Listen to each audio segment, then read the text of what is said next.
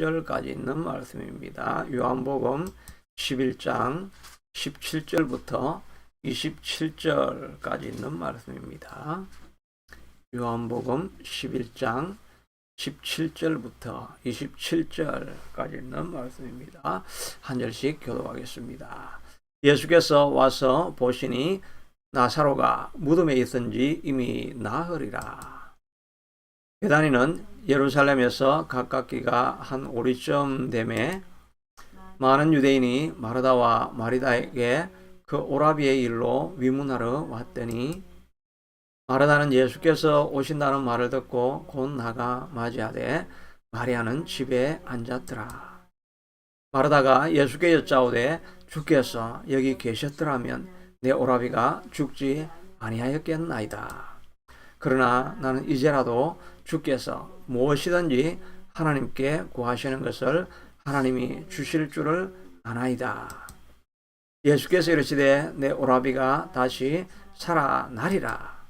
마르다가 이르되 마지막 날 부활 때에는 다시 살아날 줄을 내가 아나이다. 예수께서 이르시되 나는 부활이요 생명이니 나를 믿는 자는 죽어도 살겠고 무릇 살아서 나를 믿는 자는 영원히 죽지 아니하리니 이것을 내가 믿느냐. 이르되 주여 그러하외다.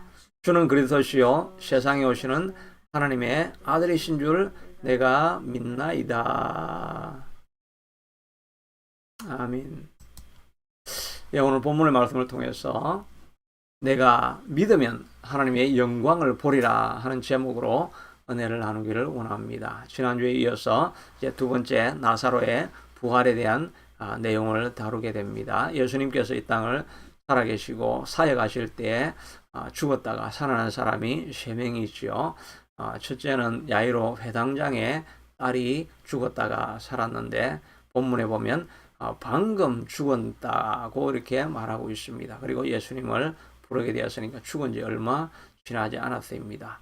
둘째, 나인성 과부와 아들 청년이 죽어 있을 때는 죽고 나서 이제 장사를 위해서 가는 그런 때에 예수님이 살리셨습니다.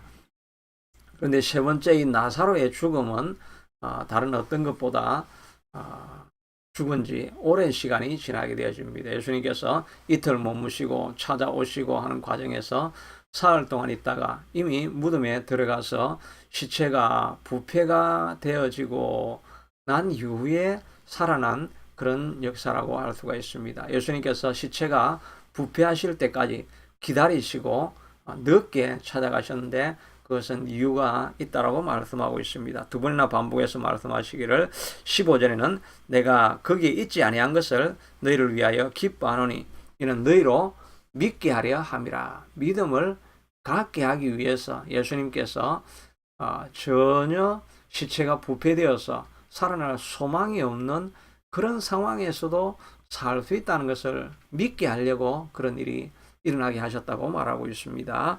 또 42절에 보면 하나님 앞에 기도하면서 하나님 나사로를 살려주십시오.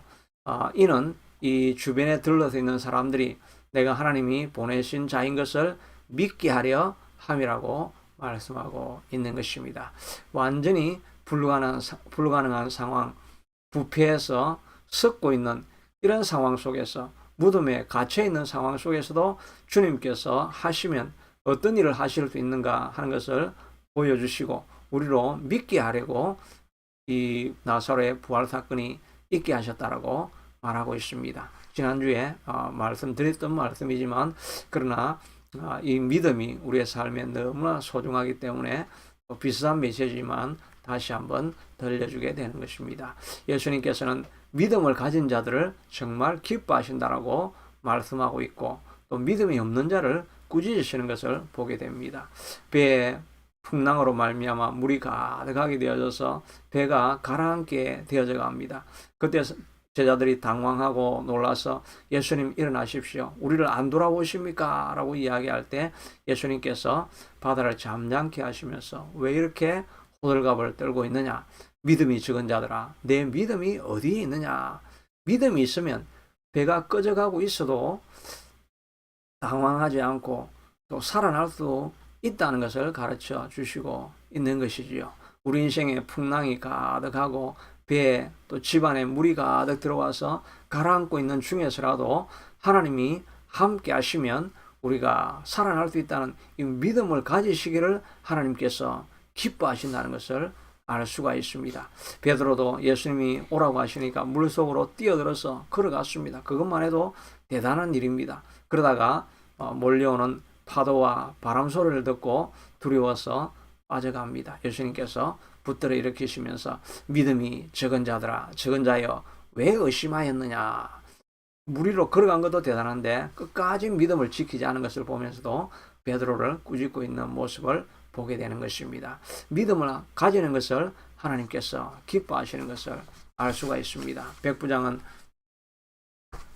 하인에게 고치러 오시는 것을 들어오시지도 말고 그저 말씀만 하시면 고침을 받겠나이다 라고 이야기할 때 내가 이만한 믿음을 보지 못하였느니라 그 믿음을 기이 여기셨다. 기뻐하셨다는 모습을 볼 수가 있는 것입니다. 히브리서에서도 믿음이 없이는 하나님을 기쁘시게 하지 못한다라고 말하고 있는 것입니다. 우리가 구원을 받는 유일한 이유도 믿음을 가지고 있기 때문에 예수님을 믿는 믿음 때문에 우리가 구원을 받는 것입니다. 오직 의인은 믿음으로 살리라고 말씀하시고 있는 것입니다. 믿음을 끊임없이 하나님께서 우리에게 강조해 주시는 것입니다. 구약에도 보면 이스라엘 백성들이 아낙 자손을 바라보면서 요새화된 성을 바라보면서 우리는 다 죽어 먹습니다. 하나님께서 구원하시지도 못할 것이면서 이 광야로 우리를 왜 이끌어내었느냐.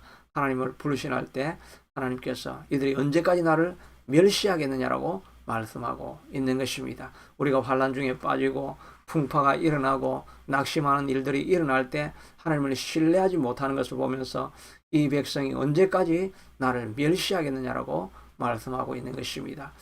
아합의 아들 아시아가 왕이 되고 난 이후에 난간에 떨어져서 몸이 곪고 죽어가고 있는 상황에서 하나님을 찾지 아니하고 바알세북 파리의 왕을 찾아가서 구할 때 하나님께서 심히 분노하셨습니다. 이스라엘에 하나님이 없느냐? 왜 하나님을 찾지 않느냐라고 말씀하시면서 진노하시는 모습을 볼 수가 있습니다. 우리가 믿음이 없는 모습을 보면서 하나님께서 멸시를 당하신다고 생각하시고 믿음을 갖지 아니하는 우리를 보고 꾸짖고 분노하시는 것을 볼 수가 있는 것입니다. 반면에 다윗은 아무것도 가지지 아니한 초립동 젊은 청년이 유소년이 골리앗 유경험자 탁월한 체력을 가지고 있고 장비를 가지고 있는 자를 향해서 나아가면서 전쟁은 여호와께 속하는 것이어서 하나님께서 너희를 오늘 내 손에 붙이시리라. 온 땅으로 이스라엘에 하나님이 있는 것을 내가 보여주리라.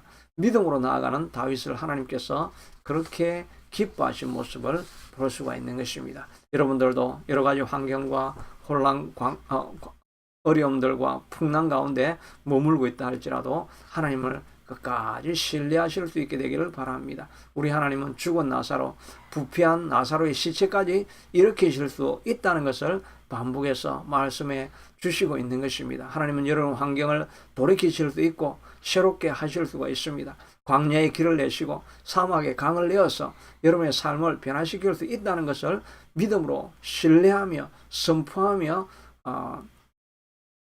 나아갈 수 있게 되기를 축복합니다. 그런데 이 믿음은 교리적인 믿음이 아닌 것입니다. 23절에 보면 예수께서 이르시되 마르다가 지금이라도 무언가를 예수님이 하실 수 있습니다 라고 믿음의 고백을 하는 것 같습니다. 예수님께서 내 오라비가 다시 살아나리라고 이야기하니까 마르다가 예 그렇지요. 나중에 부활절 때에는 예수님이 다시 재림하시고 우리가 부활할 때 그때는 다 죽은 자가 살아서 일어나겠지요. 교리적인 믿음을 선포하고 있는 것입니다. 자기 자신의 믿음이 오늘 내 현실을 변화시켜 줄 수 있다라고 하는 이 현실을 변화시키는 이 믿음은 마리아는 가지고 있지 않았던 것을 볼 수가 있는 것입니다. 그러니까 예수님께서 그 말이 아니라 내가 믿으면 나는 부활이요 생명이니 나를 믿는 자는 죽어도 살리라. 너 오빠가 죽어서 부패하다 할지라도 나는 부활이요 생명이니 생명을 주는 내가 있으면 내 오라비도 살아나리라. 지금 살아나리라. 그렇게 말씀하십니다. 무릇 살아서 나를 믿는 자는 영원히 죽지 않고 살리라고 말씀하시면서 하나님의 믿음은 오늘 내 삶과 환경을 변화시키는 것이라고 말씀해 주시고 있는 것입니다. 그러므로 교리적인 믿음 이것이 아니라 하나님은 내 삶에 구체적으로 지금 이 현실을 변화시킬 수 있다는 것을 믿으실 수 있게 되기를 바랍니다. 내 가정이 하나님을 믿을 때 하나님께서 형통한 길을 여실 것이고 내 자녀들이 믿을 때 변화되어서 일어나게 될 것이고 내 건강이 믿을 때 회복되어질 것이고 내 재정의 문제가 믿을 때 새롭게 부활하고 죽은 사업이 일어나고 죽은 가정이 일어날 것이라고 하는 구체적인 현장에서 역사하시는 하나님을 믿고 믿음으로 고백할 수 있게 되기를 바랍니다. 우리가 이 믿음을 가지게 되면은 처음 얼마간은 가질 수 있는데 반드시 고비를 지나가게 되어져 있습니다. 낙심이 찾아올 때가 있고 또 섭섭하고 원망스러운 마음들이 일어날 때가 있습니다. 기도하였는데 믿었는데 아무런 변화가 일어나지 않을 때 낙심하게 되는 것이지요. 오늘 본문에도 보면 반복적으로 불평하고 불만하는 사람들의 이야기가 나옵니다. 마르다도 예수님이 오셨다는 말을 듣고 급히 뛰어나와서 말하지만 하는 말이 예수님 우리 오라버니가 죽었습니다. 슬퍼합니다. 이런 이야기를 한 것이 아니라 예수님이 여기 계셨다고 한다면 우리 오라버니가 안 죽었을 텐데 사랑하신다고 하면서 왜 우리 오라버니는 못 지킵니까? 불평불만합니다. 주변에 있는 동네 사람들도 왔다가 예수님이 내가 지극히 사랑하는 나사로 또 마르다와 마리아 이 집안을 그렇게 사랑하신다고 하면서 저 먼 동네 가가지고는 맹인도 고쳐주시고 또 환자들도 고쳐주시고 죽은 야이로 회당장을 고치고 백부장을 고치고 백부장의 하인을 고치고 이 먼데 엉뚱한 데 가서는 다 저렇게 하시면서 왜 자기가 사랑하는 이 나사로는 살리지도 못하는가 불평불만을 하게 됩니다. 마리아는 아예 나와보지도 아니합니다. 마리아는 믿음이 가득했던 사람 아닙니까? 마르다는 바빠서 음식 준비할 때 그는 말씀이 좋아서 예수님의 무릎 앞에 앉아서 말씀을 듣고 믿음이 충만하다고 하면서 끊임없이 봉사하고 믿음으로 섬겼던 그런 사람입니다. 또 예수님이 장사될 것을 알고 향유옥합을 깨뜨려서 놀라운 헌신을 했던 사람입니다. 근데 자기 아들 오라버니가 죽었다고 하니까 예수님 오셨는데 나가보지도 않습니다. 깊은 마음에 실망이 있었던 것입니다. 예수님이 오라고 하니까 부르니까 어쩔 수 없이 찾아가가지고 하는 말이 본문에도 나와 있는 것처럼 오라버니가 예수님이 여기 계셨으면 우리 오라버니가 죽지 않았을 텐데 이런 믿음을 가진 사람들도 원망하고 낙심하고 실망하는 자리에 빠질 때가 있는 것입니다. 구약에도 보면 다윗도 믿음으로 얼마나 많이 기도를 합니까? 내 눈물을 병에 담으소서라고 하면서 하나님을 아무리 어려운 환경 속에서도 믿음으로 붙잡고 기도하고 아름답고 주옥과 같은 시편을 남기며 믿음으로 충만했던 사람이었습니다. 그런데 계속 반복적으로 사울은 공격하고 하나님이 회복할 기미가 안 보이니까 사무엘상 27장에는 내가 여기 있으면 죽을 것이니까 빨리 블레셋 진영으로 내려가는 것이 상책이로다. 이 말이 무슨 말입니까? 하나님 내가 믿는다고 열심히 기도도 해보고 열심히 헌신도 해보고 끊임없이 믿음을 가져봤는데 별거 없더라. 그래도 하나님이 환경은 하나도 변화시켜주지 아니하는데 내가 이제 더 이상 하나님 믿을 수가 없구나. 내일은 내가 알아서 챙겨야지. 하나님 의지했다가 내가 언제 망할지도 모르겠다. 이런 실망하는 마음이 생긴 것입니다. 그러니까 내가 블레셋 진영으로 가는 것이 상책이로다. That is the best idea. 최고의 생각은 내가 내 몸을 챙기는 것이다. 이렇게 실망하는 마음으로 블레셋 군대로 도망을 간 것입니다. 다윗도 실망한 것이지요. 아브라함도 마찬가지였습니다.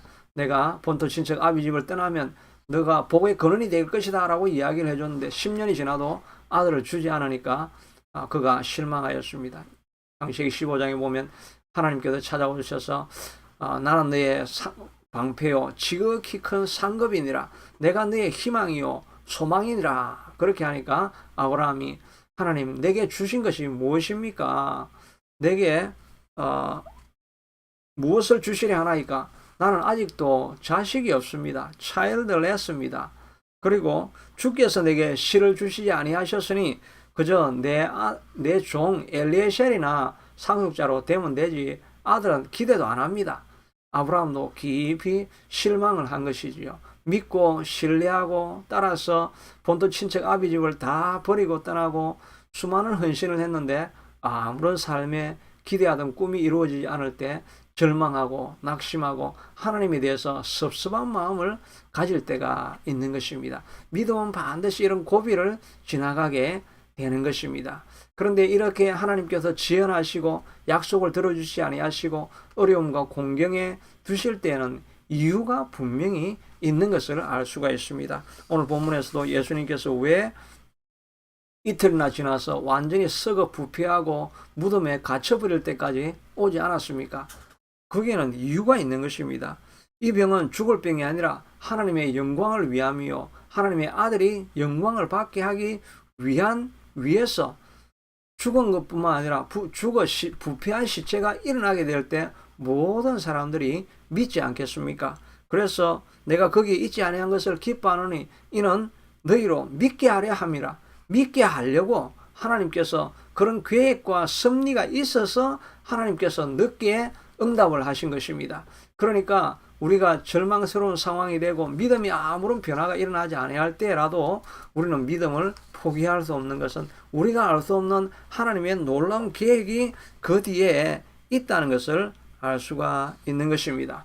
다윗에게 왜 하나님께서 이렇게 오랫동안 응답하지 아니하고 고생에 고생을 돌아서 산길을 숨어서 그 젊은 시절을 다 탕진하게 만들었습니까? 그것은 사울을 보면 알 수가 있습니다.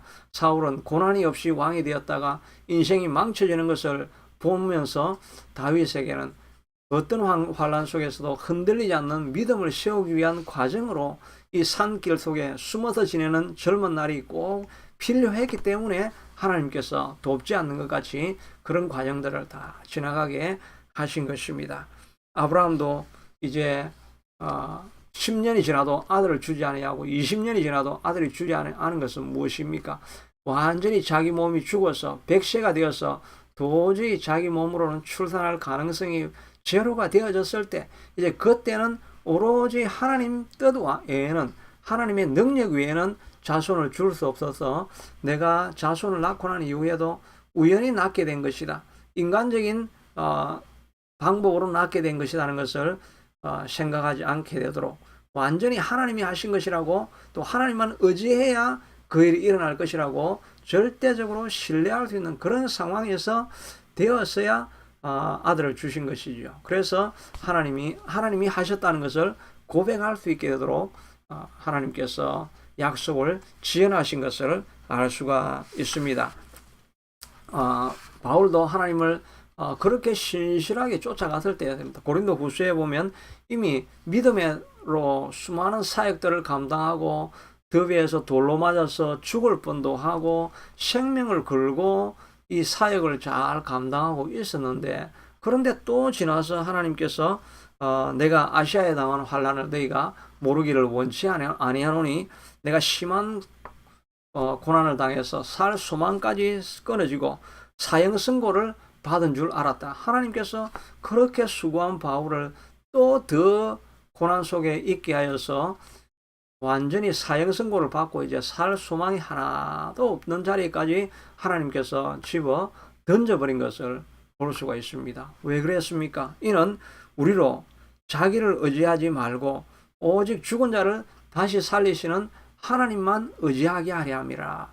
바울이 그렇게 고난 가운데 헌신하고 살았는데도 더 고난 속에 빠뜨리게 된 이유가 있다고 한다면 그것은 바로 오직 죽은 자를 살리시는 하나님만 의지하고 자기 힘으로 사역하지 못하게 하려고 하나님께서 그런 고난의 자리에 더욱더 빠뜨리고 있는 것을 보게 되는 것입니다. 우리에게 고난이 더욱더 깊어진다고 한다면 그것은 이제 너를 의지하지 말고 전적으로 하나님 외에는 나는 아무것도 할 수 없는 자라고 하는 그런 고백이 나올 때까지 우리를 깊은 고난의 자리로 넣게 되는 것입니다. 믿음을 시험하시는 자리에 넣게 되는 것입니다. 그때라도 우리는 믿음을 잃지 아니하여야 할 것입니다.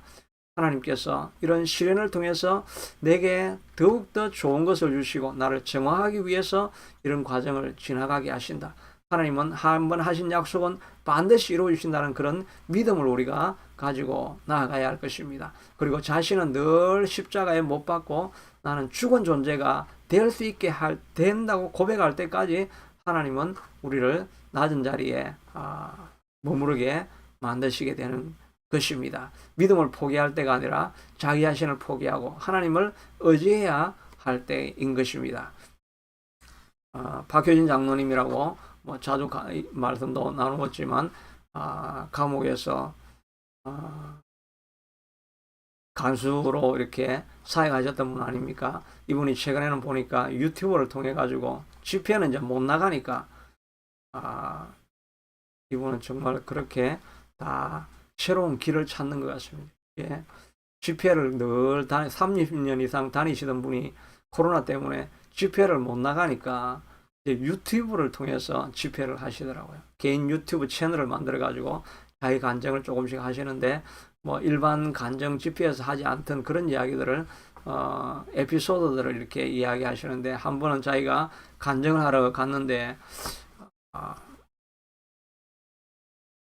그때는 초창기였고 하니까 늘 이제 간수 생활을 하다가 저녁에 허겁지겁 음식도 제대로 먹지 못하고 그냥 빵 하나 먹고 물 마시고 이렇게 해가지고 저녁에 집회하러 이렇게 다니고 하셨는데 어느 교회를 가니까 청년부 전도사가 나와가지고 자기를 이제 대접을 합니다. 보통은 강사가 오면 강사 접대실로 모시고 거기서 잠깐 다가를 나누면서 이제 조금 목사님과 하고도 인사도 하고 이렇게 좀 대접을 받고 이렇게 나오게 되는데 가니까 그냥 본당 뒤쪽에 앉아 있으라고 합니다. 뒤쪽에 앉아 있으면 누가 손님이 다른 분이 오셔가지고 자기를 좀 접대실로 데려가겠지 생각했는데 예배가 시작하기 5분 10분 사람들이 강당에 가득 차는데도 나오라는 이야기도 없고 앞에 있으라는 이야기도 없고 그냥 뒤에 있습니다. 그러다가 목사님이 이제 강단으로 나오십니다. 보통은 강당으로 나오면 강사는 옆에 목사님과 같이 나와가지고 옆에 앉아야 되는데 그런 것도 없이 그냥 목사님이 설교도 또 길게 하셔가지고 40분 이상으로 예배를 다 해버립니다. 그리고 나서 이제 광고하실 때 오늘 여기 간증 좀 하시려고 오신 장로님이 있다고 하는데 어디 계십니까? 이렇게 이야기를 하는 것입니다. 이 강사를 이건 정말 후대접을 해도 너무 이런 일은 처음인 것 같아가지고 무슨 일이 일어나고 있는 거야? What's going on? 이렇게 자기가 생각을 하고 있는데 그걸 누구냐고 하니까 저가 있습니다. 제가 손을 들고 이제 앞으로 이제 강단 쪽으로 나가서 간증을 하려고 합니다.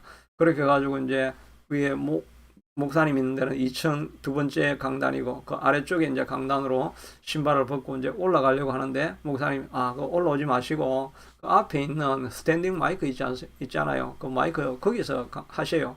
이런 이야기를 하니까 마음에 아주 그냥 분노가 팍 치밀어 오는 강사를 도대체 뭐로 안 알고 있는 거야. 나도 이제 고생하면서 이렇게 와 있는데 그런 마음이 확 일어나니까 이제 집회 그만하고 이제 집어치우고 나가버릴까. 이런 생각이 확 들면서 스탠딩 마이크 있는 그쪽으로 걸어가는 한 2, 3초 안에 하나님께서 주시는 메시지가 있었는데 너는 죽었다. 너 여기 와서 대접받으려고 간증하느냐. 그 말이 그의 마음에 들려온 것입니다. 그렇구나. 내가 죽을 수밖에 없는 자를 하나님께서 살려셔서 이렇게 간증하는 영광스러운 자리에 오게 하셨는데 네가 대접받으려고 여기 왔느냐. 그 마음이 자기에게 그냥 2, 3초 안에 주시는 하나님의 메시지가 딱 그 음성으로 순식간에 들려오는데 그렇구나. 나는 죽은 자구나. 이런 생각을 하게 됩니다.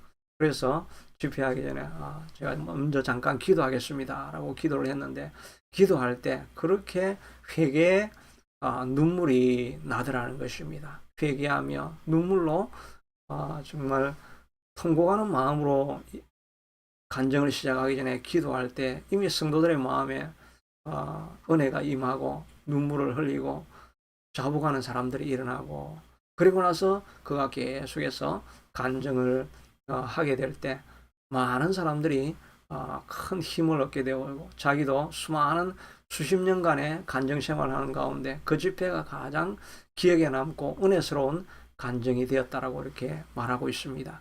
우리는 이렇게 핍박이 오고 무시가 오고 괄시가 오고 천대를 당하고 이렇게 하는 이유가 있는 것입니다. 우리가 낮아지게 하려고, 죽게 하려고, 우리가 다 죽고 우리는 아무것도 아니고 우리가 사는 것은 오직 예수 그리스도밖에 아닙니다라는 것을 알려주기 위해서 하나님께서 때로는 우리를 천대받는 자리, 멸시받는 자리, 망하는 자리, 가장 낮은 자리에 하나님께서 우리를 몰고 가실 때가 있는 것입니다. 그때 하나님, 내가 믿음 버립니다 라고 하는 것이 아니라, 하나님, 내가 죽었습니다, 주님 외에는 아무런 소망이 없습니다, 이런 고백을 할 때 하나님께서 우리를 사용하시고 이끌어 주신다는 것입니다. 이분이 집회를 하고 마치고 목사님 얼굴도 보기 싫어가지고 하나님 앞에 회개는 했지만 인간적으로 섭섭한 마음이 있으니까 그냥 뛰쳐나가려고 하니까 목사님이 주차장까지 쫓아놓으셔가지고 잠깐 차를 마시고 차 한 잔이라도 하고 가십시오 해서, 또 뿌리치고 싶은 마음이었지만 그래도 또 안면도 있고 하니까 그냥 찾아가서 자리에 앉아 있는데 목사님이 자기 이야기를 하시는 것입니다. 자기가 이렇게 간증하는 사람을 부대접하게 된 이유가 있다는 것입니다. 왜냐하면 자기가 목회를 하다가 지금까지 2번 실패하고 이제 3번째 들어와서 새롭게 목회를 하고 있는데, 첫 번째 목회하다가 잘 교회가 자라가고 있는데 어느 날 간증하는 분을 한 분 세웠는데, 이분이 자기는 목회자를 돕는다 생각하고 목회자를 뭐 잘해야 된다는 이야기를 하고 뭐 이렇게 해가지고 오히려 교회에 어려워지고 분란이 생기고, 목사가 자기 편 만들려고 간증자를 세웠다라고 하고 이래가지고 교회 분란이 일어나가지고 그냥 교회가 완전히 망가져 버린 것입니다. 그래서 2번째 교회를 했는데, 2번째 교회 하다가 어느 정도 잘하는데 또 간증 집회자를 세웠는데 이분이 또 와가지고 말을 잘 못하고 이래가지고 또 교회 분란이 일어나가지고 교회 문을 닫게 되는. 그리고 이제 3번째 교회를 하고 있는데 이제 어느 정도 교회가 되려고 하는데 또 부장 집사님이 와가지고 이분을 꼭 간증자로 세워야 된다고 하니까 자기는 간증자만 보면 치가 떨리는 이런 사람이었다는 것입니다. 그래서 이렇게 부대접을 하게 되었다라고 말하면서 대화를 나누게 되어진 것입니다. 자기가 그냥 천대받을 때, 멸시받을 때 박차고 나갔다고 한다면 교회에 또 한 번 분란이 일어날 수밖에 없는 상황이었을 것입니다.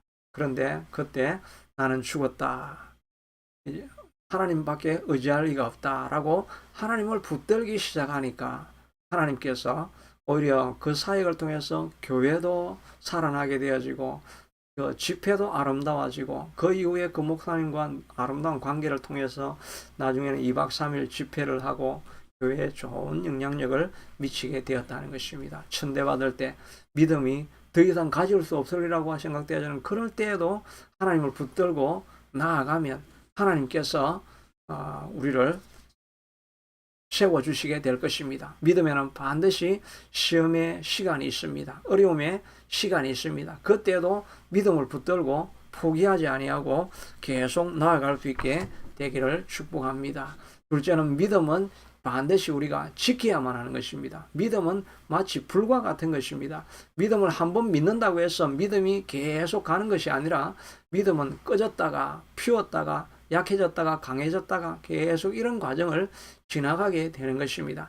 우리가 캠핑을 가고 불을 피워보고, 옛날 한국에서 시골에서 불을 피우려고 하면 다 스타트가 있어야 되죠. 작은 가지들을 모아가지고 신문지를 모아가지고 불을 붙이고, 지금은 이제 좋은 신나 같은 게 있어가지고 신나 불을 붙고, 그래가지고 불을 겨우 피워놓으면 그냥 가만히 있으면 불이 죽게 되죠. 다시 나무를 갖다 놓고 기름을 계속 붓고 석탄을 붓고 이렇게 해야 불이 계속해서 살아나게 되는 것입니다. 그것도 나중에 연료가 떨어지면 또 불은 그냥 죽게 되는 것입니다. 믿음도 마찬가지지요. 믿음을 계속 유지해 가려고 하면 계속 공급해 주어야 됩니다. 풍로로 바람을 계속 불고 나무 장작을 갖다 놓고 석탄을 갖다 놓고 불이 죽지 않게 되도록 계속 가꾸어야 믿음이 자라가게 되는 것입니다.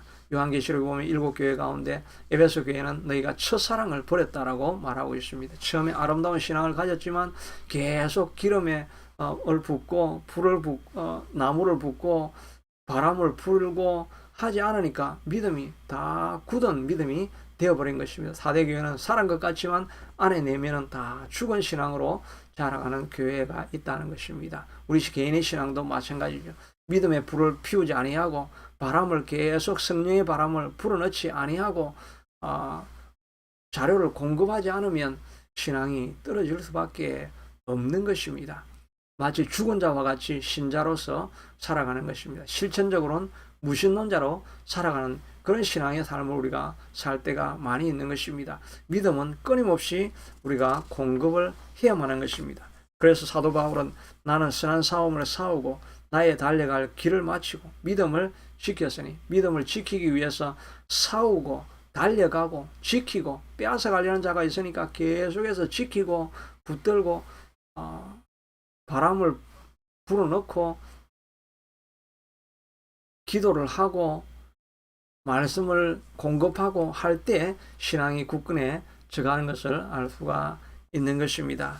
D.L. 무디 목사님은 계속해서 하나님 내게 더 큰 믿음을 주시옵소서, 더 큰 역사를 할 수 있게 하도록 더 큰 믿음을 주시옵소서 끊임없이 기도했는데 하나님께서 주시는 말씀은 로마서 8장 17절에 있는 말씀, 믿음은 들음에서 나며 들음은 그리스도의 말씀이라고 하는 약속을 주신 것입니다. 믿음은 자꾸 믿음을 구한다고 믿음이 되는 것이 아니라 말씀을 계속 듣고 읽고 암송하고 하는 가운데 말씀이 우리의 힘이 되어진다, 믿음을 주는 공급자가 되어진다고 말씀하고 있는 것입니다. 우리가 믿음이 없을 때도 이런 나사로의 부활 이야기를 자꾸 읽고 묵상하고 그렇게 하다 보면 하나님은 이런 일도 하시는 거구나, 말씀을 통해서 우리가 알 수 있게 되는 것이죠. 이와 같이 설교를 통해서 믿음을 불어넣는 말씀을 자꾸 들을 때 절망하는 자리에서 일어나서 하나님은 이렇게도 일하시는구나 하는 것을 들음으로 믿음은 자라나게 되는 것입니다. 반면에 우리가 끊임없이 부정적인 이야기를 자꾸 듣게 되어지면 믿음은 자꾸 떨어지게 되는 것이죠. 베드로가 물 위를 걸어 잘 가다가 주변의 바람과 파도 소리를 바라보고 주변을 바라보다가 다시 깔아앉은 것입니다. 끊임없이 사단은 우리의 믿음을 앗아가려고 끊임없이 공격을 하고 있기 때문에 주변의 것을 자꾸 바라보고 부정적인 이야기를 듣고 불신앙의 이야기를 자꾸 듣다 보면 우리의 신앙이 깔아앉게 되어 있는 것입니다. 그러므로 우리는 믿음으로 하나님 앞에 나아가야 하는 것입니다. 조지 밀러 목사님이 10,000명이나 되는 부하들을 다 돌아보고 그들을 공급할 수 있게 되어졌는데 80년 나이가 되어서 이 많은 사역들을 어떻게 다 감당할 수 있게 되었습니까? 어떤 믿음을 가지고 기도하였더니, 어떤 믿음을 가지고 살았더니 이렇게 놀라운 역사를 이룰 수 있었습니까? 라고 신학교에서 강연할 때 학생들이 물어보니까 그런 의자를 가져오고 거기에 무릎을 꿇고 두 손을 모으고 하나님 앞에 기도하는 시간을 오랜 시간을 가지는 것입니다. 온 강당이 침묵하고 조용한 시간을 이제 꽤 긴 시간을 가지게 되어집니다. 그리고 나서 일어나서 이 기도가 나에게 믿음을 공급하였고 이 기도로 말미암아 이 놀라운 사역들을 감당할 수 있다라고 말하고 있습니다. 우리의 믿음은 가만히 있으면 다 사라지게 되어 있습니다. 끊임없이 말씀을 듣고 읽고 암송하고 말씀이 우리의 삶을 붙들게 만들어야 됩니다. 그리고 하나님 앞에 나와서 기도하고 무릎 꿇을 때 하나님께서 성령의 바람을 불어넣어 주셔서 우리의 믿음의 불이 타오르게 만들어 주시는 것입니다. 초대교회 성도들이 오로지 모여서 성령이 임하시기를 간절히 기도할 때 성령이 임하시면 너희가 권능을 받고 불이 타서 수많은 사람들을 일으키는 능력의 일꾼으로 사용되어진 것을 보게 되는 것입니다. 그러므로 여러분들도 하나님께서 죽은 자를 살리시고 썩어 부패한 인생도 일으킬 수 있고 썩어 문드러진 여러분의 인생이라 할지라도 하나님께서 다시 세우실 것을 믿음으로 바라보며 흔들리지 말고 약속을 붙들고 믿음의 불을 계속해서 지펴서 믿음으로 승리하는 인생이 될 수 있게 되기를 축복합니다. 자비하신 아버지 하나님, 하나님이 기뻐하시는 것은 우리가 믿는 믿음을 가지고 나아가는 것입니다. 절망스러운 상황이 찾아오고 하나님 예수님께서 불러도 오시지 아니하시고 수많은 세월이 지나도 믿음으로 살아왔는데도 어려움이 더욱더 격심하게 되어질 때 그 자리에 머물러 있어서 낙심하거나 이제는 하나님 외에 내 손을 써야 되겠다라고 생각하지 말고 나는 죽었고 나는 아무것도 아닙니다라고 고백하기 시작할 때 하나님께서 그때서야 우리에게 역사하시고 마지막은 종국은 아름다운 것으로 우리를 만들어 주실 것입니다. 사도 바울이 고백했던 것처럼 선한 믿음의 싸움을 싸우고 달려갈 길을 다 걸어가고 믿음을 굳건하게 지켰을 때 그의 인생이 아름다워지고 마침내는 좋은 길로 인도하시는 것을 우리가 보게 되어진 것처럼 흔들리지 않는 믿음을 끝까지 지켜나가는 우리 신앙이 될 수 있도록 축복하여 주옵소서. 이 말씀을 시청하시는 모든 분들의 가정과 삶 위에 하나님의 역사가 일어나게 하시고 믿음을 붙들고 모든 어려움들을 다 이겨나가는 일들이 일어나게 축복하여 주옵소서. 한 주간도 믿음으로 승리하게 하여 주옵소서. 예수님 이름으로 기도드리옵나이다. 아멘. 찬송